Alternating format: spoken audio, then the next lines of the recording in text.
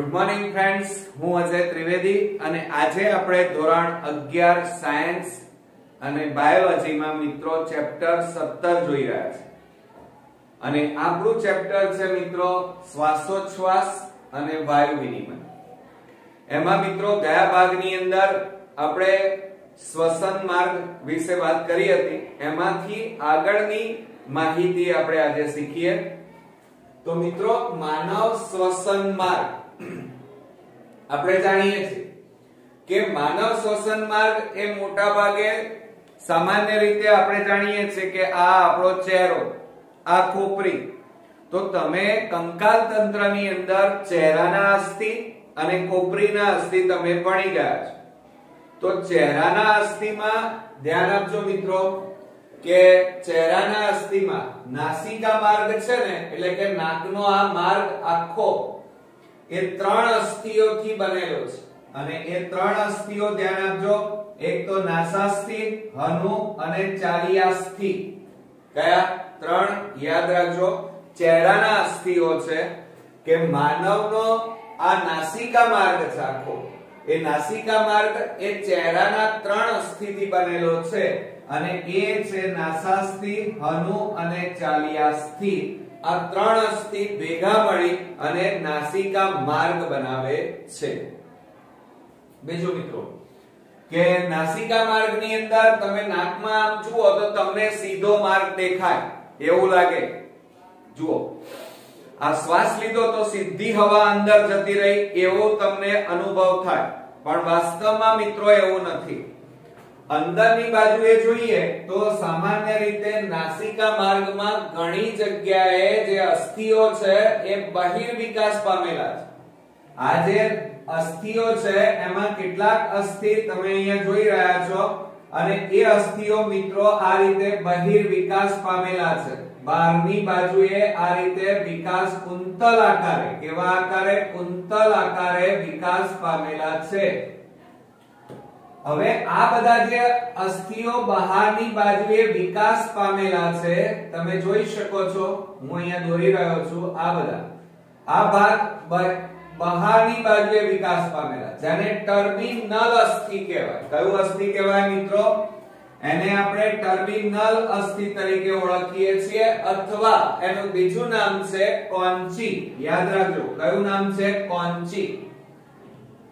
એટલે મિત્રો નાસિકા માર્ગમાં જે અસ્થિ છે એમાં કેટલાક અસ્થિઓ બહારની બાજુએ વિકાસ પામેલા છે, જેને આપણે ટર્મિનલ અસ્થિ અથવા તો એને કોન્ચી કહેવામાં આવે છે. ક્લિયર?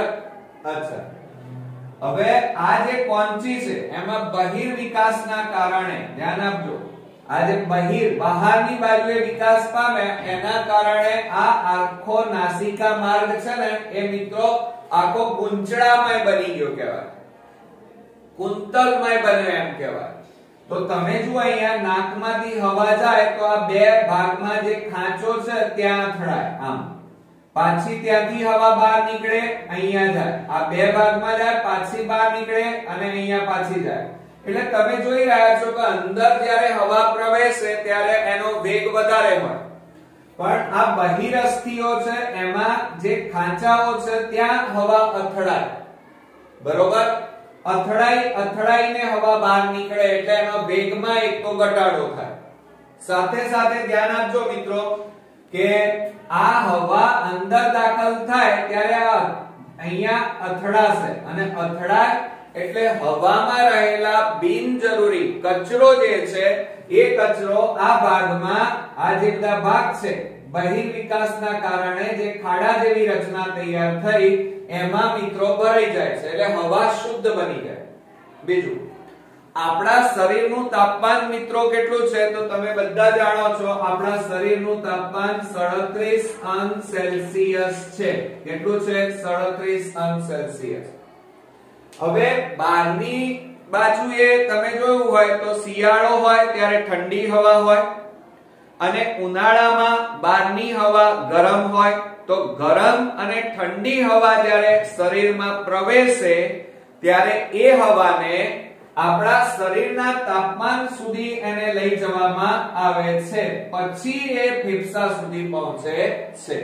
તો ધ્યાન આપજો મિત્રો કે બહિર્વિકાસના પરિણામે નાસિકા માર્ગ કેવો બને છે? એક તો લાંબો, કુંતલીય છે, અને એના પરિણામે ફેફસામાં હવા પહોંચતા પહેલા જે બહારની હવા છે એનું તાપમાન મિત્રો શરીરના તાપમાનથી બરાબર થઈ જાય છે. અને સાથે સાથે જ્યારે હવા આ ખાંચોમાં પ્રવેશે ત્યારે મિત્રો ધૂળ અને અનૈચ્છિક જે પદાર્થો છે એટલે કચરો કહેવાય, એ કચરો મોટા ભાગે અહીંયા જ ભરાઈ રહે છે, ફેફસા સુધી પહોંચતો નથી. ક્લિયર? અચ્છા, એટલે તમને એટલી તો ખબર પડી કે ચહેરાના અસ્થિઓમાં બહારની બાજુએ વિકાસ પામેલું આ જે અસ્થિ છે એને ટર્મિનલ અસ્થિ અથવા કોન્ચી કહેવામાં આવે છે. નીટ માટે ધ્યાન આપજો. ક્લિયર? ચાલો હવે આપણે આગળ વધીએ કે હનુ અને ચાલિયાસ્થિના ટર્મિનલ અસ્થિ પર હવે આ જે બહારની બાજુએ ઉપસેલો પ્રવર્ત વિકાસ પામેલો અસ્થિ જેને ટર્મિનલ અસ્થિ કહેવાય, અને એની ઉપર હું આ ફરીથી દોરું છું રેડ કલરનું પડ. આ રેડ કલરનું જે પડ છે એ પડને અધિચ્છદીય આવરણ કહેવાય. કેવું આવરણ કહેવાય? અધિચ્છદીય આવરણ. હવે આ અધિચ્છદીય આવરણ મિત્રો તમને ક્ષેત્રે એવું છે એટલે કે આ અધિચ્છદ પેશીમાં કોઈ એક પેશીના કોષો નથી. જો અહીંયા એનમાં મિત્રો અધિચ્છદ પેશીમાં ગ્રંથિ કોષો આવેલા છે, ગ્રંથિયમાં પાછા પક્ષમલ, પક્ષમલમાં પાછા સ્તંભાકાર, સ્તંભાકારમાં પાછા રેખીય, રેખીયમાં પાછા કૂટ. બરોબર? એટલે આ જે અધિચ્છદીય આવરણ છે ને મિત્રો કોઈ એક કોષોથી બનેલું નથી, ઘણા બધા કોષો ભેગા થાય. જો એક તો અધિચ્છદીય આવરણ એટલે અધિચ્છદ કોષો, ગ્રંથીય કોષો, પક્ષમલ કોષો, સ્તંભાકાર કોષો અને સાથે સાથે રેખીય અને કૂટ કોષો. કૂટ, કૂટ એટલે છેતરવું. હવે દાખલા તરીકે તમે કહેશો સર છેતરવાનું એટલે કેવી રીતે? તો સામાન્ય રીતે ઉનાળાની અંદર તમે રોડ ઉપર, રસ્તા ઉપર દૂર જુઓ તો તમને પાણીનું ખાબોચિયું દેખાય, પણ ત્યાં જઈને જુઓ તો ત્યાં કશું હોતું નથી, જેને ઝાંઝવાના જળ કહેવાય. બરોબર કે નહીં? તો બસ અહીંયા પણ આ કૂટ, કૂટ એટલે આ આખું પડ છે ને છેતરવા વાળું. તમને લાગે અધિચ્છદ પેશી, પણ અંદર ઘણું બધું છે. જુઓ, અધિચ્છદમાં ગ્રંથીય, ગ્રંથીયમાં પક્ષમલ, પક્ષમલમાં સ્તંભાકાર, સ્તંભાકારમાં રેખીય, અને માટે આને કૂટ અધિચ્છદ પેશી કહેવામાં આવે છે. યાદ રાખજો. અને એટલા માટે એને ટૂંકમાં મિત્રો PSCCGE શું PSCCGE કહેવામાં આવે છે. નામ યાદ રાખજો. સ્યુડો, શું નામ આપ્યું? Pseudo સ્ટ્રેટિફાઈડ columnar સિલિએટેડ ગ્લેન્ડુલર એપિથેલિયમ. ફરીથી બોલું છું, સ્યુડો સ્ટ્રેટિફાઈડ કોલમનર સિલિએટેડ ગ્લેન્ડુલર એપિથેલિયમ, અને જેને ટૂંકમાં આપણે PSCCGE કહેવામાં આવે છે. સ્યુડો સ્ટ્રેટિફાઈડ, આ બધા અલગ અલગ આના નામ છે. ગ્રંથીય, પક્ષમલ, સ્તંભાકાર, રેખીય અને કૂટ. બરોબર મિત્રો? હવે આ અધિચ્છદ પેશી છે, આ જે તમે બહારની બાજુએ જે દોરી છે મેં લાલ કલરમાં, એ વાસ્તવમાં અધિચ્છદ પેશી છે. અને આ અધિચ્છદ પેશીમાં મેં તમને કીધું ઘણા બધા કોષો આવેલા છે, અલગ અલગ પ્રકારના. હજી પણ એની અંદર મિત્રો ગોબલેટ કોષો આવેલા છે. કયા કોષો આવેલા છે? ગોબલેટ સેલ. બરોબર? અને એ મિત્રો નાકની અંદર શ્લેષ્મનો સ્ત્રાવ કરે છે, જેને આપણે લેટ કહીએ છીએ. તો મિત્રો નાકની અંદર શ્લેષ્મનો સ્ત્રાવ થાય એટલે બહારથી હવા નાક મારફતે જ્યારે અંદર પ્રવેશે ત્યારે આ શ્લેષ્મમાં કચરો ચોંટી જાય છે, જેના કારણે હવા શુદ્ધ બની અને ફેફસામાં દાખલ થાય. ક્લિયર?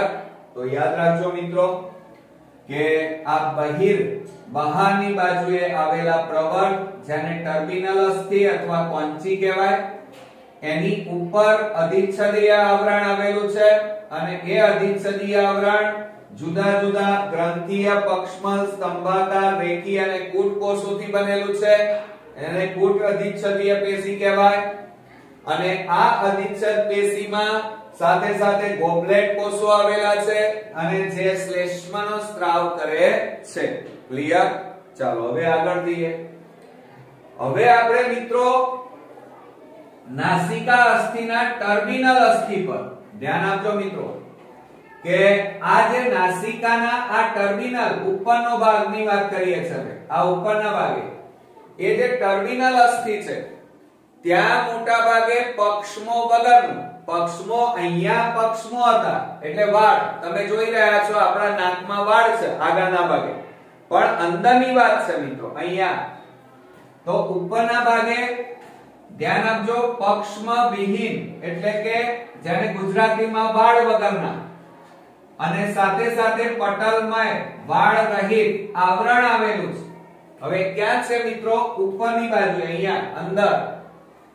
અને એને મિત્રો આપણે શું કહીએ છીએ? સ્કેનિડેરિયન પટલ કહેવાય. કયું પટલ કહેવાય? નીટની એક્ઝામ માટે યાદ રાખો, સ્કેનિડેરિયન પટલ. હવે આ પટલ છે ને એ મિત્રો દ્રાણ યુક્ત છે. દ્રાણ ચેતા એની અંદર આવેલી છે અને એટલા માટે કારણ કે ઉપરના ભાગે શું છે? આ તમે જોઈ રહ્યા છો અહીંયા. હવે ઉપરના ભાગે અહીંયા શું છે? કોપરીમાં મગજ. તો આ જે સ્કેનિડેરિયન પટલ છે એ ઉપરની બાજુએ દ્રાણ ચેતા એમાંથી નીકળી મગજ તરફ ધકેલાય છે. એટલે શું થાય સમજો જરા.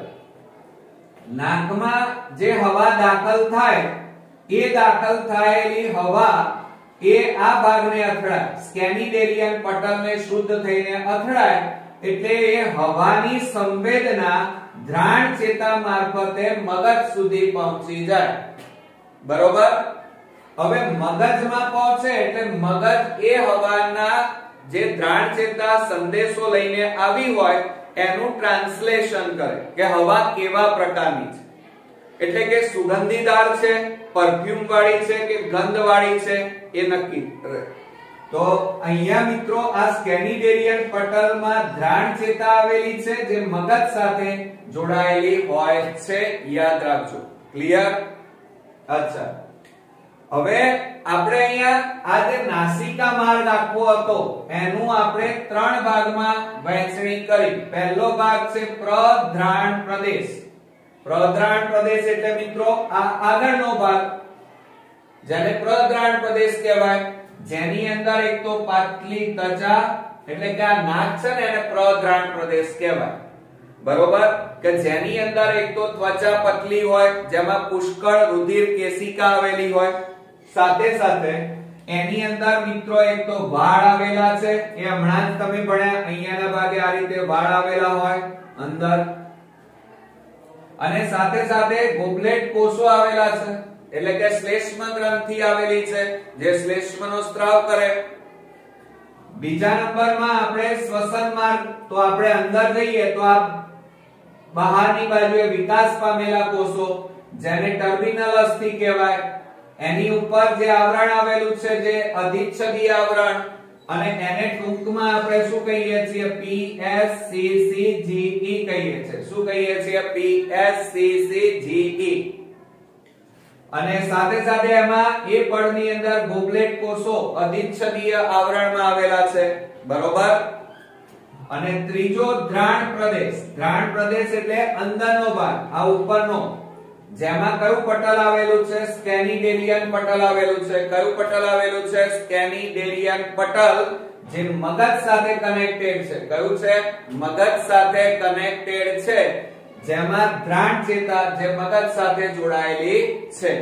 ઓકે, હવે મિત્રો આપણે કંઠનળી વિશે શીખીએ. તો તમે જોઈ રહ્યા છો કે નાસિકા ગુહા. હવે નાસિકા ગુહા એટલે નાકનું પોલાણ કહેવાય. હવે આ નાકની અંદર તમે જાઓ તો આ જે પોલાણ છે એને નાસિકા ગુહા કહેવાય. નાસિકા ગુહા એટલે આ આગળનો પોચો ભાગ એને પોલાણ, નાસિકા ગુહા, અને એ નાસિકા ગુહા આગળ જતા તમે આગળ જાઓ એટલે નાસિકા કંઠ નળીમાં ખુલે. એટલે મિત્રો કંઠનળી કુલ 3 ભાગમાં વહેંચાશે. કેટલા ભાગમાં? 3 ભાગ. તો તમે જોઈ શકો છો કે જે કંઠનળીનો ભાગ ઉપરની બાજુએ છે, જુઓ કંઠનળીમાં આ ઉપરના ભાગે આ નાસિકા ગુહા ક્યાં ખુલે? નાસિકા કંઠનળીમાં, બરોબર. અને નાસિકા કંઠનળી શેમાં ખુલે? તો કંઠનળીમાં. હવે આ કંઠનળી છે ને એ એક્ચ્યુઅલી ત્યાં બે લોકો ભેગા થાય. નાકમાંથી જો હવા આવે તો એ હવાનો માર્ગ થયો, અને મુખમાંથી જો ખોરાક આવે તો ખોરાકનો માર્ગ થયો. એટલે કહેવાનો મતલબ મારો એ છે કે નાસિકા કંઠનળી એ છે એ ખોરાક અને હવાનો કેવો સામાન્ય માર્ગ છે મિત્રો. હવે આ નાસિકા માર્ગ છે જે ખોરાક અને હવા માટેનો સામાન્ય માર્ગ, અને આગળ જતા આ નાસિકા કંઠનળી છે એ સ્વર પેટી, યાદ રાખજો, જેને સ્વર યંત્ર કહીએ છીએ, જ્યાંથી હવા આપણો અવાજ ઉત્પન્ન થાય છે એ સ્વર પેટી. અને ત્યારબાદ આપણે, એટલે એનો મતલબ એ થયો કે સમજી જાઓ, કુલ કંઠનળી આપણી 3 ભાગમાં વહેંચાય. ઉપરનો ભાગ નાસિકા કંઠનળી, બરોબર. ત્યારબાદ નીચે આવો તો આ મુખમાંથી ખોરાકનો કોળિયો જે બાજુ જાય એટલે મુખની બરોબર પાછળ આવેલી કંઠનળીનો ભાગ, જેને મુખ કંઠનળી કહેવાય. અને મુખ કંઠનળીની નીચે જાઓ ત્યારે અહીંયા સ્વર પેટી જે આવેલી છે ત્યાં સ્વર કંઠનળી આવેલી છે. અને આ સ્વર કંઠનળી એ આગળ જતા શેમાં ખુલે? તો શ્વાસ દ્વાર. અને ત્યાંથી આ જે ભાગ દેખાય છે જેને શ્વાસ વાહિની કહેવાય. એટલે કંઠનળી 3 ભાગમાં વહેંચાય. ઉપરના ભાગે નાસિકા કંઠનળી જે નાકના પોલાણમાં છે, ત્યારબાદ મુખની બિલકુલ પાછળ અને મુખ કંઠનળી, અને સ્વર પેટી ની નજીક આવેલી કંઠનળી જેને આપણે સ્વર કંઠનળી તરીકે ઓળખીએ છીએ. એટલે કંઠનળી કુલ 3 ભાગમાં વિભાજિત થઈ. કયા કયા? પહેલી છે નાસિકા કંઠનળી, કે કંઠનળીનો કયો સૌથી ઉપરનો ભાગ છે. બીજા નંબરમાં મુખ કંઠનળી, તો એ આ મુખ ગુહા છે એની બિલકુલ પાછળ આવેલી છે જેને મુખ કંઠનળી કહેવાય. અને ત્રીજી છે મિત્રો સ્વર કંઠનળી, અને એ કંઠનળીનો સૌથી નીચેનો ભાગ જે મોટા ભાગે નીચે તરફ આગળ વધીશ ક્યાં ખુલે?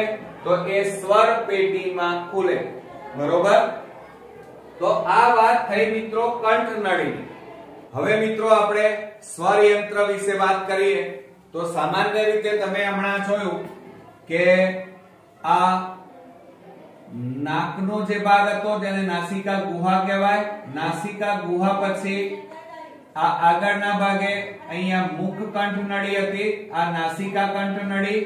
અને ત્યારબાદ અહીંયા નીચેના ભાગે આ રીતે આપણો આવો ભાગ આવતો હતો, બરોબર. અને અહીંયાના ભાગે જેને આપણે શું નામ આપ્યું હતું? સ્વર કંઠનળી કીધું હતું, બરોબર. હવે બીજી વાત કરીએ કે તમે જ્યારે 16મા ચેપ્ટરમાં ભણ્યા, એમાં 16મા ચેપ્ટરની અંદર મિત્રો એક તો શ્વાસ વાહિની આવી, આ શ્વાસ વાહિની. હવે એની જોડે પાછું કોણ હતું? તો આપણને ખબર છે અન્નનળી, અને એ જઠરમાં આ રીતે ખુલતી હતી, બરોબર. હવે મુખ ગુહામાંથી જ્યારે કોળિયો આ રીતે અન્નનળીમાં આગળ આવે ત્યારે ક્યાં જવાનો? અન્નનળી મારફતે જઠરમાં જાય. પરંતુ અહીંયા આ માર્ગ છે ને મિત્રો એક જ છે, સમજો જરા, કે ખોરાક આ માર્ગે આગળ જવાનો. હવે આ જે ખોરાકનો કોળિયો છે એ આ શ્વાસ દ્વારમાં પણ જતો રહે, એટલે કે ફેફસામાં જતો રહે, પણ એવું નથી બનતું. આ જે શ્વાસ દ્વાર છે એને આપણે શું કહીએ છીએ મિત્રો? ગ્લોટિસ કહેવાય છે. શું કહેવાય છે? ગ્લોટિસ. યાદ રાખજો આ બધું નીટ. હવે જ્યારે કોળિયો નીચે આવતો હોય એ વખતે અહીંયા એક ઢાંકણ આવેલું હોય છે. શું આવેલું હોય છે? ઢાંકણ. આ રીતે આ ઢાંકણ છે, એ ઢાંકણને આપણે એપિગ્લોટિસ કહેવાય. શું કહેવાય? એપિગ્લોટિસ. અને એને ગુજરાતીમાં આપણે ગાંઠી ઢાંકણ કહીએ છીએ મિત્રો. શું કહીએ છીએ? ગાંઠી ઢાંકણ. ક્લિયર? એટલે આ ગાંઠી ઢાંકણ ઉપરથી ખોરાકનું કોળિયો આવે એટલે આ શ્વાસ દ્વાર છે એને બંધ કરી નાખે, એટલે ખોરાકનો કોળિયો ક્યાં જાય? અન્નનળી મારફતે જઠરમાં જાય. ક્લિયર? હવે આપણે મૂળ વાત ઉપર આવીએ. હવે જ્યારે ખોરાકનો કોળિયો ન આવતી હોય ત્યારે જ્યારે હવા અંદર આવતી હોય ઓક્સિજન યુક્ત, તો એ હવા જ્યારે અંદર આવે ત્યારે શું કરે? ઢાંકણ આ અન્નનળીને બંધ કરી નાખે. આ ગાંઠી ઢાંકણ આ અન્નનળીને બંધ કરે એટલે આ ઓક્સિજન યુક્ત હવા ક્યાં દાખલ થઈ જાય? શ્વાસ વાહિનીમાં અથવા શ્વાસ દ્વારમાં દાખલ થાય. તો મિત્રો અહીંયા જુઓ કે આપણે જે સ્વર પેટીની વાત કરી રહ્યા છીએ, તો એ સ્વર પેટી છે. એ સ્વર પેટી છે એ વાસ્તવમાં કાસ્થીની બનેલી છે. કેવી બનેલી છે મિત્રો? કાસ્થીની એક પેટી છે બંધ, અને એમાં મિત્રો હવા ઘેરાય જેના કારણે આપણા ધ્વનિ અને ત્યારબાદ અવાજ નીકળતો હોય છે. હવે આ જે કાસ્થીમય પેટી છે એમાં હવા દાખલ થાય જેના કારણે અવાજ ઉત્પન્ન કરવામાં આ પેટી આપણને મદદ કરે છે, અને એટલા જ માટે અહીંયાથી ધ્વનિ અવાજ નીકળે છે, માટે આને સ્વર પેટી કહેવાય જે કાસ્થીની બનેલી છે. બીજું, ખોરાક ગળવાની ક્રિયા દરમિયાન જે શ્વાસ દ્વાર છે આને શું કહેવાય? શ્વાસ દ્વાર. આ ઉપરથી જે આવે છે આ નલિકાને શ્વાસ દ્વાર કહેવાય, જેને આપણે ગ્લોટિસ કહીએ છીએ. શું કહીએ છીએ મિત્રો? આને શું કહેવાય? ગ્લોટિસ. અને આ ગ્લોટિસ છે એ પાતળા, યાદ રાખજો, સ્થિતિસ્થાપક અને કાસ્થીમય પડદો, જેનું નામ શું છે? ગાંઠી ઢાંકણ. એ ગાંઠી ઢાંકણ કેવો છે? તો એક તો સ્થિતિસ્થાપક છે, બરોબર, હલનચલન કરી શકે છે આ રીતે, અને સાથે સાથે કાસ્થીમય પડદો છે. હવે તમને એમ પ્રશ્ન થાય કે સર કાસ્થીમય એટલે શું? તો મિત્રો નાનું બાળક હોય ને ત્યારે એનું કંકાલ તંત્ર કાસ્થીનું બનેલું હોય, એટલે નાનું બાળક માનો ઘોડિયામાંથી નીચે પડી જાય તો એને ફ્રેક્ચર ન થાય, અને આપણે જો નીચે પડી જઈએ તો આપણને ફ્રેક્ચર થાય, કારણ કે આપણું કંકાલ તંત્ર એ અસ્થિનું બનેલું હોય. એટલે કે બાળપણ નાનું બાળક એ કાસ્થીનું બનેલું હોય, એટલે કે એનું હાડપિંજર, કંકાલ તંત્ર કાસ્થીનું હોય, અને ધીમે ધીમે જેમ જેમ એ બાળક મોટું થતું જાય એટલે કાસ્થી શેમાં ફેરવાઈ જાય? અસ્થિમાં ફેરવાઈ જાય. આ કાસ્થીનું બનેલું કહેવાય. જો એક આ નાક જોયું તમે? તો આ બધા કાસ્થીના બનેલા છે, અને એને તમે આમ કરો તો દબાઈ ગયું, અને છોડી દો એટલે પાછું પોતાની મૂળ જગ્યા ઉપર પહોંચી જાય. એટલે આ કાસ્થીમય પડદો છે એને ગાંઠી ઢાંકણ, અને અંગ્રેજીમાં એને એપિગ્લોટિસ કહેવાય, જે શું કામ કરે? કે ખોરાક અને હવા, ખોરાક એ અન્નનળીમાં અને હવા છે શ્વાસ દ્વારમાં પ્રવેશવા માટેનું નિયંત્રણ એ આ ગાંઠી ઢાંકણ કરે છે. ક્લિયર? સમજ પડી? ચાલો હવે આપણે આગળ વધીએ કે સામાન્ય રીતે આપણું જે સ્વર યંત્ર છે એ સ્વર યંત્ર સામાન્ય રીતે રચનાને આધારે બે, યાદ રાખજો, આપણું આ જે સ્વર યંત્ર છે, અહીંયા તમે હાથ ફેરવશો તો નરની અંદર અહીંયા આપણને બહાર ઉપસેલો એક પ્રવર્ત દેખાય છે. માદામાં ન હોય, એટલે કે સ્ત્રીઓમાં ન હોય, નરની અંદર જ અહીંયા આવો પ્રવર્ત જોવા મળે. આ સ્વર યંત્ર. હવે આ જે સ્વર યંત્ર છે એની રચનાની આપણે વાત કરીએ તો એમાં ધ્યાન આપજો બરોબર મિત્રો, નીટ માટે, કે રચનાને આધારે બે કાસ્થી, રચનાને આધારે બે કાસ્થી, જેમાં કાચવત કાસ્થી અને સ્થિતિસ્થાપક કાસ્થીથી બનેલું હોય, બરોબર. આકારને આધારે ચાર કાસ્થી. આકાર જે છે અલગ અલગ પ્રકારના આકારો હોય, અને આકારના આધારે કુલ કેટલા? ચાર. અને રચનાને આધારે બે, એટલે કુલ કેટલા અસ્થિ થયા? 6 અસ્થિ, બરોબર. હવે આ જે આકારની વાત કરીએ તો પહેલો આકાર કયો તૈયાર થાય છે? સી આકાર. હવે આગળના ભાગે હું હમણાં તમને આકૃતિ બતાવું છું, તો આકૃતિમાં આગળના ભાગે આમ આવેલું હોય સી આકાર. આ અસ્થિની વાત છે, આમ સી આકાર. બીજો છે વલય આકાર. વલય આકાર એટલે નદી હોય અને નદીમાં આપણે પથ્થર નાખીએ અને તરંગો આ રીતે ઉત્પન્ન થાય, એને વલય આકાર કહેવાય. ત્યારબાદ મિત્રો પિરામિડ આકાર. પિરામિડ એટલે ઇજિપ્તના પિરામિડો આપણે જોયેલા છે. તો એ પિરામિડ જેવો આકારના અસ્થિ તમને આમાં જોવા મળશે. બરોબર. અને સાથે સાથે ગાંઠ જેવા ગાંઠ હોય, આપણને ગુમડું થયું હોય અહીંયા કોઈ પણ જગ્યાએ, અને એ જે રચના હોય એવા ગાંઠ જેવા, અથવા તો બાવળ તમે જોયો હશે. બરોબર. બાવળમાં ગુંદર જ્યારે લીક થાય, નીકળે અને ત્યાં જામી જાય અને ત્યાં કેવી ગાંઠો હોય છે, એવી ગાંઠ જેવી રચના જોવા મળે. બરોબર. હવે ફ્રેન્ડ્સ આપણે કુલ 6 અસ્થિ જોવાના છે, એટલે કે સ્વર્પ યંત્રની અંદર કુલ 6 અસ્થિ. તો સંખ્યાને આધારે કીધું હોય તો યાદ રાખજો, નીટમાં અહીંયા ઘણા બધા પ્રશ્નો પૂછાઈ શકે. તો સ્વર યંત્રમાં આકાર અને રચના, અને સાથે સાથે કયો શબ્દ વાપર્યો છે એ બરોબર ધ્યાન આપજો કે સંખ્યાને આધારે કુલ કેટલા અસ્થિ? 6 અસ્થિ. હવે સ્વર પેટીના આ જે કાસ્થી છે, કારણ કે સ્વર પેટી કાસ્થીનું બનેલું છે, અને આ બધા અહીંયા તમે આખું સ્વર યંત્ર જોઈ રહ્યા છો. આ આગળનો ભાગ આમ સાઈડ પોસ્ટ છે આ રીતે, એટલે આ બાજુ શું છે તમને ના દેખાય, આ ભાગ તમને અત્યારે દેખાઈ રહ્યો છે, અને પાછળનો ભાગ, આગળના ભાગે આખું સ્વર યંત્ર. બરોબર. હવે મિત્રો તમે દાખલા તરીકે મારો શર્ટ જોઈ રહ્યા છો. હવે એમાં આ ભાગ છે, અહીંયા શું કરવામાં આવી છે? સિલાઈ કરવામાં આવી છે. એને C1 નો સાંધો કહેવાય. બરોબર. તો એવી રીતે અહીંયા જે અસ્થિઓ છે એ અસ્થિઓ એકબીજા સાથે સાંધા, તંતુ, જેમ આપણે અહીંયા સિલાઈ કરવી હોય તો દોરાની જરૂર પડે અને દોરા મારફતે આપણે અહીંયા સિલાઈ થાય, એવી રીતે આ બધા અસ્થિઓ છે ને એ દોરાની જગ્યાએ મિત્રો તંતુથી જોડાયેલા, તંતુ દ્વારા એમને ટાંકા લેવામાં આવ્યા છે. એ કુદરતી હોય. બરોબર.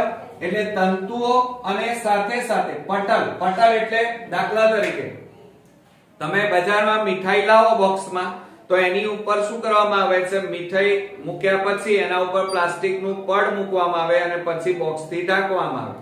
તો અહીંયા પણ એની ઉપર આ પટલ આવેલું છે, અને પટલ અને તંતુઓ દ્વારા આખી સ્વર યંત્ર અહીંયા ઢંકાયેલી હોય છે. હવે મિત્રો એમાં અલગ અલગ અસ્થિઓની વાત કરીએ તો તમે અહીંયા આ આખું સ્વર પેટી જોઈ રહ્યા છો, સ્વર યંત્ર.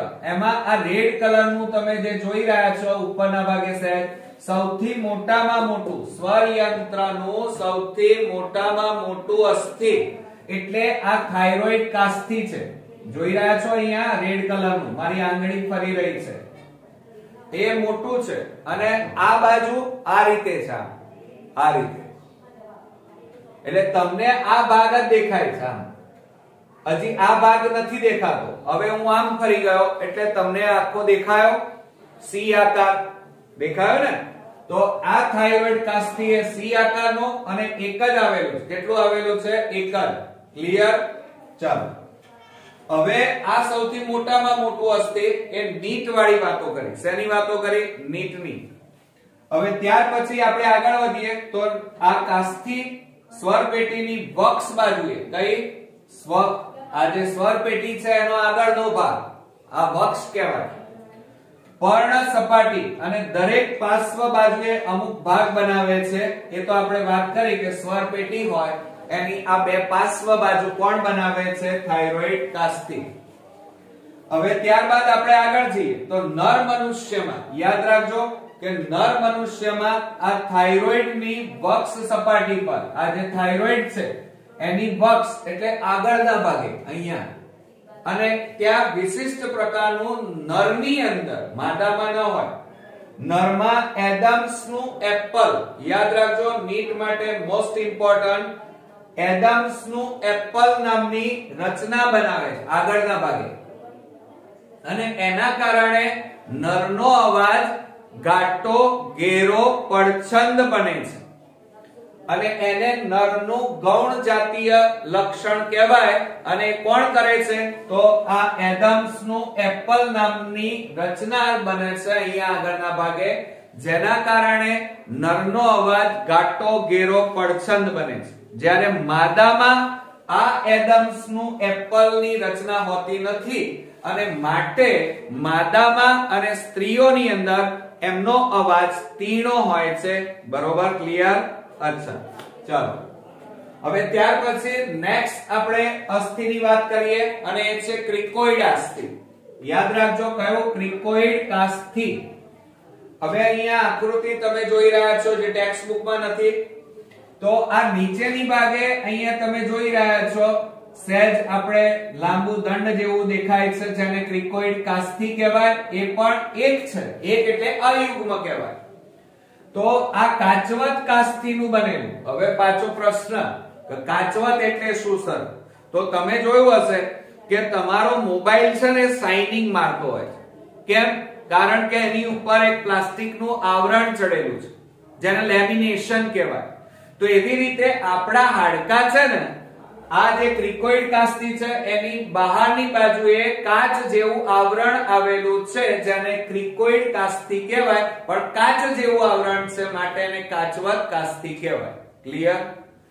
બીજું એ વલયાકાર કાસ્થી છે. વલયાકાર એટલે મેં તમને મિત્રો કીધું હતું કે સામાન્ય રીતે તમે જોઈ રહ્યા છો કે વલયાકાર. હવે આમ વલયાકાર એટલે નદીમાં આપણે પથ્થર મારીએ તો આવો વલય તૈયાર થાય, આમ હે ને, તરંગ જેને કહેવાય ફિઝિક્સમાં. તો એવો આ ઊભો વલય બને છે. આ રીતે ઊભો આમ વલય બને છે. જુઓ, સહેજ બને છે એટલે વલયાકાર. અને બીજું એ ક્યાં આવેલું છે? તો એ આ થાઇરોઇડ ની બિલકુલ નીચે આવેલું છે. અને કયું અસ્થિ છે? ક્રિકોઇડ કાસ્થી. ક્લિયર? ચાલો, બે અસ્થિ પૂરા થયા, બંને અયુગ્મ. હવે આપણે યુગ્મ અસ્થિની વાત કરીએ અને એ છે એરિટેનોઇડ અસ્થિ. કયું છે? એરિટેનોઇડ કાસ્થી. અસ્થિ ના બોલી જતા પાછા, કાસ્થી છે અહીંયા બધું ઊર્જાનું બનેલું કહેવાય. તો એરિટેનોઇડ, અને એ પણ કેવું છે? કાચવત કાસ્થીનું બનેલું. અને કેટલા પિરામિડો મિત્રો? 2 પિરામિડ આકારના કાસ્થી છે. અહીંયા તમે રેડ કલરની રચના જુઓ છો, એક આ બાજુ અને એક આ બાજુ, એટલે સામસામેની બાજુએ આવેલા છે. બરોબર? તો એ જે આવેલા છે, બરોબર, તો એને આપણે એરિટેનોઇડ કહેવાય કાસ્થી. અને 2 છે અને પિરામિડ આકારના છે. અને એ આ સ્વર પેટીની કઈ બાજુએ? પાછળની ભાગે આવેલા છે, એટલે પૃષ્ઠ બાજુ કહેવાય. કઈ બાજુ કહેવાય? પૃષ્ઠ ભાગે. અને સાથે સાથે ક્રિકોઇડ કાસ્થી જે છે, આ ક્રિકોઇડ કાસ્થી જોજો, અને બિલકુલ એની ઉપર આવેલા છે. એટલે સમજો જરા કે આ એરિટેનોઇડ કાસ્થી છે એ 2 છે, યુગ્મ છે, અને સાથે સાથે સ્વર પેટીની બિલકુલ પાછળ અને ક્રિકોઇડ કાસ્થીની બિલકુલ ઉપર. ક્લિયર? અને સાથે સાથે ધ્યાન આપજો, બરોબર, સ્વર તંતુઓનો એક છેડો એરિટેનોઇડ અને બીજો છેડો થાઇરોઇડ કાસ્થી સાથે જોડાયેલો છે. હવે ધ્યાન આપજો મિત્રો, સ્વર તંતુ એનો એક છેડો એરિટેનોઇડ. અહીંયા તમે આ જે ભાગ જોઈ રહ્યા છો, આ દંડ જે જોઈ રહ્યા છો, સામાન્ય રીતે આપણે વાયોલિન હોય, ગિટાર, એમાં લાંબા તાર હોય છે જેને આપણે ટપલી મારીએ એટલે તરત ધ્વનિ ઉત્પન્ન થાય, ટંગ એવો અવાજ પેદા થાય.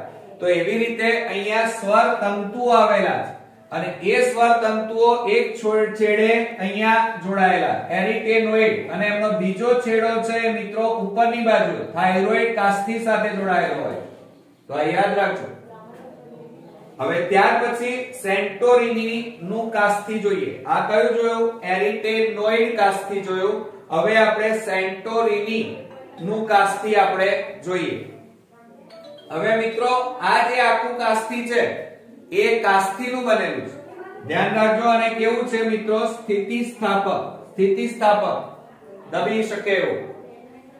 અને એ પણ કેવું છે? યુગ્મમાં આવેલું છે. કેવું આવેલું છે? યુગ્મમાં. અહીંયા મેં એરિટેનોઇડ લખ્યું છે પણ વાસ્તવમાં અહીંયાના ભાગે આવેલું હોય. બરોબર? અને આ એરિટેનોઇડ છે એના અંત ભાગ, એટલે અહીંયા એક ગાંઠ જેવી, અહીંયા વચ્ચેના ભાગે એક ગાંઠ બને છે મિત્રો, અને ગાંઠ જેવી રચનાનું નિર્માણ થાય છે. અને એટલા માટે આ અહીંયા ગાંઠ બને છે. આ બે તમે લીલા અને લાલ રંગ જુઓ છો એની વચ્ચે ગાંઠ બને છે.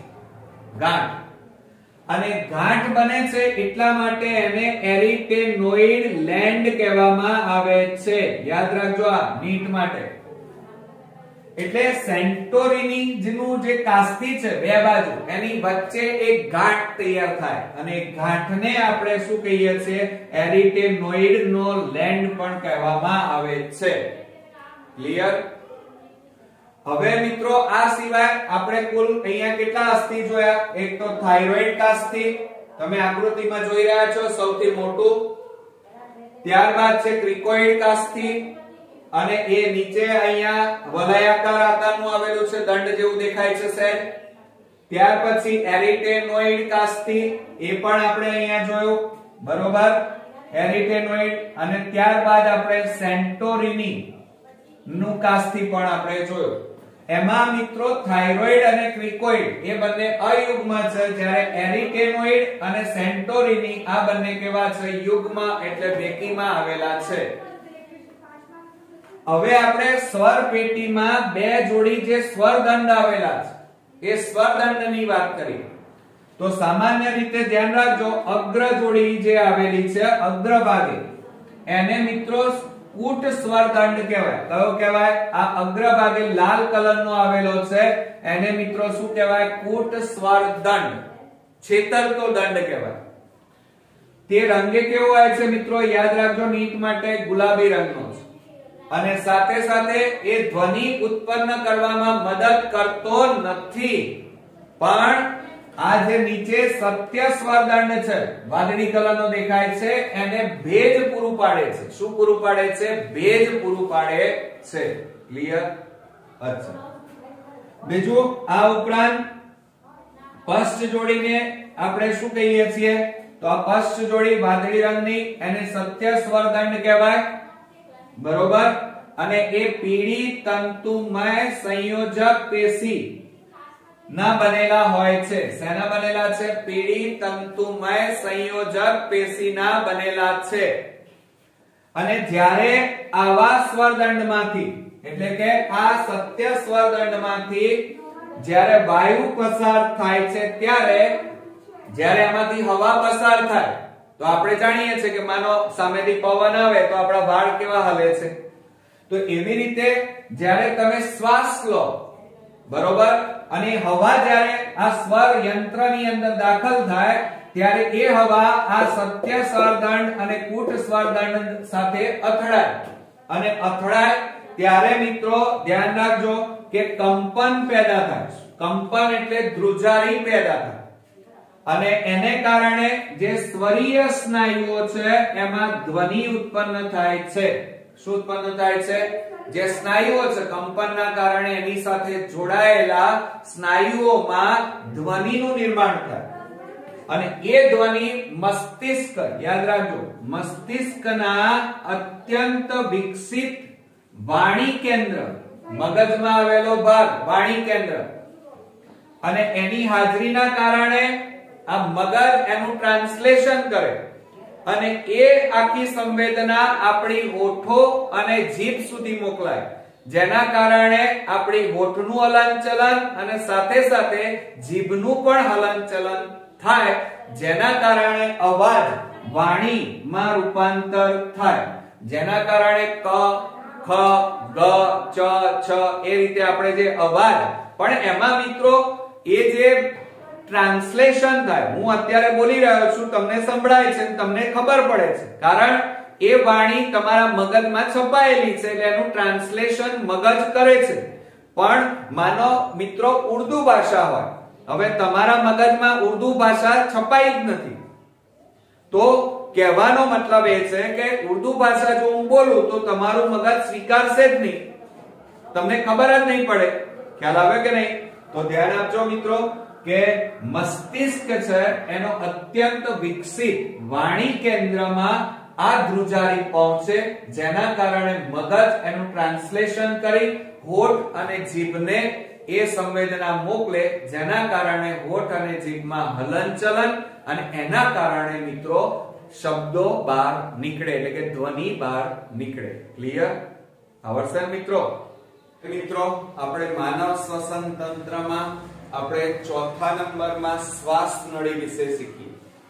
તમે અહીંયા આકૃતિ જોઈ રહ્યા છો કે આ આપણા માનવ શ્વસન તંત્ર સાથે સંકળાયેલા બે ફેફસા, એમાં એક ડાબું ફેફસું અને એક જમણું ફેફસું.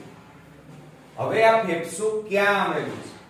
તો આપણે જાણીએ છીએ કે નીચેના ભાગે એટલે કે આ ભાગમાં મધ્ય ભાગમાં આપણો ઘુમ્મટ આકારનો ઉરોદર પટલ, આ ઉપરાંત બરોબર મધ્યની ભાગમાં આપણે જાણીએ છીએ ઉરોસ્થિ નામનું હાડકું અને એની પાર્શ્વ બાજુએ 12 જોડ પાંસળીઓ અને પૃષ્ઠ ભાગે કરોડ સ્તંભ આવેલું છે, જેના કારણે એક પાંસળી પિંજર તૈયાર થાય છે એટલે કે એક પિંજરું તૈયાર થાય અને એ પિંજરાની અંદર એક જોડ ફેફસા મોટા ભાગે રક્ષાયેલા હોય છે. હવે મિત્રો આ બે ફેફસાઓની વચ્ચે તમે અહીંયા નળી જોઈ રહ્યા છો. તો સામાન્ય રીતે આપણે જાણીએ છીએ કે આ શ્વાસ નળી અને એની જોડે પાછું અન્ન નળી આવેલી હોય છે. હવે એક શ્વાસ નળી છે જે શરીરમાં ઉરસ પ્રદેશમાં બરોબર મધ્ય ભાગે આવેલી છે અને સાથે સાથે એની જોડે આ રીતે અન્ન નળી પણ આવેલી છે. હવે જ્યારે આપણે શ્વાસ લઈએ ત્યારે આપણી હવા, શ્વાસમાં લીધેલી હવા અન્ન નળીમાં ના જતી રહે અને ખોરાકનો કોળિયો, આપણે જ્યારે ખોરાક જમતા હોઈએ ત્યારે ખોરાકનો કોળિયો એ શ્વાસ નળીમાં ન જાય એ માટે આ છિદ્રોનું નિયમન એક ઢાંકણ કરે છે અને આ ઢાંકણને આપણે શું કહીએ છીએ? ગાંઠી ઢાંકણ. એટલે મિત્રો આપણે સામાન્ય રીતે તમે જોઈ રહ્યા છો કે આ ગાંઠી ઢાંકણ એટલે કે જ્યારે તમે શ્વાસ લો ત્યારે આ ગાંઠી ઢાંકણ એ અન્ન નળીનો માર્ગ બંધ કરી નાખે, જેના કારણે તમારી હવા, તમે જે શ્વાસમાં લીધેલી હવા આ શ્વાસ નળી મારફતે ફેફસામાં ધકેલાય છે. એટલે કે અન્ન નળી એટલે કે પાચન માર્ગમાં મોટા ભાગે હવા જતી નથી. બીજું કે જ્યારે તમે ખોરાકનો કોળિયો તમે અંદર ઉતારો ત્યારે એ કોળિયો જ્યારે નીચે ઉતરે એ વખતે આ ગાંઠી ઢાંકણ આ શ્વાસ નળીને બંધ કરી નાખે છે, જેના કારણે તમારો ખોરાકનો કોળિયો એ સ્વર પેટીમાં એટલે કે શ્વાસ નળીમાં જતો નથી અને સીધો અન્ન નળીમાં અને ત્યાં થઈને જઠરમાં દાખલ થાય છે. તો આપણે આજે શ્વાસ નળી જે જોઈ રહ્યા છીએ તો શ્વાસ નળીની ઉપર શું આવેલું છે? સ્વર પેટી. એ હમણાં જ આપણે જોઈ. હવે આ શ્વાસ નળી એ ઉરસ પ્રદેશમાં બરોબર મધ્યમાં એક નળી આવેલી છે સીધી, જે મધ્ય ઉરસીય, આ મધ્ય ભાગ છે એ મધ્ય ઉરસીય ગુહા, ઉરસ એટલે છાતી અને આ છાતીનું જે પોલાણ છે એ ઉરસીય ગુહા સુધી લંબાયેલી આ જે નળી છે એ નળીને શ્વાસ નળી કહેવાય. હવે મિત્રો આ શ્વાસ નળી આગળ ધકેલાય અને પછી બે ભાગમાં વહેંચાય. તમે જોઈ રહ્યા છો બે ભાગમાં, એક ભાગ, એક નળી ડાબા ફેફસામાં, એક નળી જમણા ફેફસામાં દાખલ થાય છે. એટલે બે ભાગમાં વહેંચાય છે. હવે જે ભાગમાં અહીંયા વહેંચાય ત્યાં મોટા ભાગે પાંચમી ઉરસીય કશેરુકા આવેલી હોય. કઈ કશેરુકા આવેલી હોય? તો ધ્યાન આપજો મિત્રો, પાંચમી ઉરસીય કશેરુકા, પાંચમી ઉરસીય કશેરુકા. અને એ ઉરસીય કશેરુકા ધ્યાન આપજો બરોબર, પાંચમી ઉરસીય કશેરુકાના સ્થાનેથી એ જમણી અને ડાબી પ્રાથમિક, આ પ્રાથમિક શ્વાસ વાહિનીમાં મોટા ભાગે આ શ્વાસ નળી અને આ શ્વાસ વાહિની, તો શ્વાસ વાહિની બે ભાગમાં વહેંચાય છે, એક ડાબી અને જમણી, અને ડાબા અને જમણા ફેફસામાં દાખલ થાય છે. હવે મિત્રો તમે જોઈ શકો છો કે આ ગરદન કહેવાય અને ગરદનમાં મોટા ભાગે કુલ 7 ગરદનના ભાગમાં 7 જે કશેરુકા આવેલી છે એને આપણે શું કહીએ છીએ? ગ્રીવા કશેરુકા કહીએ છીએ. કઈ કશેરુકા મિત્રો? ગ્રીવા. તો એનો મતલબ એ થયો કે ગ્રીવા ગરદનમાં કુલ 7 કશેરુકા અને ઉરસ પ્રદેશની 12 કશેરુકા. જોજો 12 છે એ ઉરસ પ્રદેશની. હવે મેં તમને શું કીધું કે 5મા નંબરની ઉરસીય કશેરુકાના સ્થાનેથી, એટલે આ ઉરસની 5મી કશેરુકા, આ 5મી કશેરુકાના સ્થાનેથી આ શ્વાસ નળી બે ભાગમાં વહેંચાય છે, એક જમણી બાજુ એક ડાબી બાજુ. એટલે જો ઉરસીય કશેરુકા પૂછી હોય તો 5મા નંબરની, પરંતુ મિત્રો જો કુલ પૂછ્યું હોય કે કયા નંબરની કશેરુકા એમ પૂછ્યું હોય, કુલ શબ્દ હોય તો જુઓ ગ્રીવાની 7 અને ઉરસ પ્રદેશની 7, એટલે કુલ સરવાળો કરો આ બેનો, 7 ના 5 12, એટલે કુલ શબ્દ વપરાય તો 12મા નંબરની કશેરુકાએ આ શ્વાસ નળી બે ભાગમાં ફંટાય છે, બે ભાગમાં વહેંચાય છે. અને આ બંને શ્વાસ વાહિની એ જમણા અને ડાબા ફેફસામાં દાખલ થાય છે. હવે તમને નીટની અંદર એમ પૂછવામાં આવ્યું, ધ્યાન આપજો બરોબર, તમને એમ પૂછવામાં આવ્યું કે નીટની અંદર કે કયા નંબરની ઉરસીય કશેરુકા, ઉરસ શબ્દ વપરાય તો 5મા નંબરની ઉરસીય કશેરુકા આવે. પરંતુ જો તમને એમ પૂછવામાં આવ્યું કયા નંબરની કશેરુકા, તો ધ્યાન આપજો મિત્રો, કયા નંબરની એટલે અહીંયા કુલ આવે તો આ ગરદનની કશેરુકા પણ ગણતરીમાં આવે. એટલે ગરદનમાં કુલ કેટલી કશેરુકા? તો આપણે જાણીએ છીએ કે 7 એક ગ્રીવા કશેરુકા જે ગરદનના ભાગમાં આવેલી છે, અને 12 કશેરુકા એ ઉરસ પ્રદેશમાં આવેલી છે. તો અહીંયા ઉરસ પ્રદેશમાં કયા નંબરની જુઓ? 7. પછી કઈ આવે? 8 9 10, આ 12 ગણીએ તો શું થાય? અહીંયાથી ગણતરી કરો, 1 2 3 4 5 6 7 8 9 10 11 અને 12, આ ઉરસીય કશેરુકા. ઉપરની આ ગ્રીવા. હવે કુલ શબ્દ વપરાય તો કુલ ગણો, 7 તો ખરી, આ 8 આ 9 આ 10 11 અને આ 12, એટલે ઉરસીય કશેરુકા વપરાય તો 5મા નંબરની, પરંતુ કુલ શબ્દ વપરાય તો મિત્રો કયા નંબરની? 12મા નંબરની કશેરુકા જવાબમાં આવે. તો આ ધ્યાન આપજો. એટલે અહીંયા આ શ્વાસ નળી સૌપ્રથમ 5મી ઉરસીય કશેરુકામાં બે ભાગમાં વહેંચાય અને એક નળી એ જમણા અને એક નળી ડાબા ફેફસામાં દાખલ થાય છે, જેને પ્રાથમિક શ્વાસ વાહિની કહેવામાં આવે છે. બરોબર? ક્લિયર મિત્રો? ચાલો હવે આપણે શ્વાસ વાહિની વિશે વાત કરીએ. તો ધ્યાન રાખો કે દરેક શ્વાસ વાહિની એ આગળ જતા ફેફસામાં દાખલ થાય, બંને ડાબા અને જમણા એમ બંને ફેફસામાં દાખલ થાય અને ઘણી બધી શાખાઓમાં વહેંચાય. તો વારંવાર એનું વિભાજન થાય, જેના કારણે એ દ્વિતીય, તૃતીય, ચતુર્થ, પંચમ આવી રીતે ઘણી બધી શાખાઓમાં શ્વાસ વાહિની વિભાજન પામે છે. અને આગળ જતા એ અતિ બારીક શ્વાસ વાહિકામાં અંતે પાતળી અંત્ય શ્વાસ વાહિકામાં અંત પામે છે. એટલે કેવી રીતે મિત્રો? સમજો જરા. એ સામાન્ય રીતે આપણે અહીંયા હું તમને સમજાવું. દાખલા તરીકે આ શ્વાસ નળી, હવે આ જે આપણે બે ભાગમાં આ રીતે વહેંચી એને શ્વાસ વાહિની કહેવાય, અને એ શ્વાસ વાહિની આ રીતે નાની નાની શાખાઓમાં વહેંચાય. આને જુઓ, આને શું કહેવાય? તો આ શ્વાસ નળી, આ શ્વાસ નળી, આ શ્વાસ વાહિની, અને ત્યારબાદ એ પ્રાથમિક, આ રીતે દ્વિતીય, પછી ત્યાર પછી તૃતીય, આ રીતે શાખાઓમાં સતત વહેંચાય જાય. એને જુઓ, પ્રાથમિક, દ્વિતીય, તૃતીય આવી ઘણી બધી શાખાઓમાં વહેંચાય અને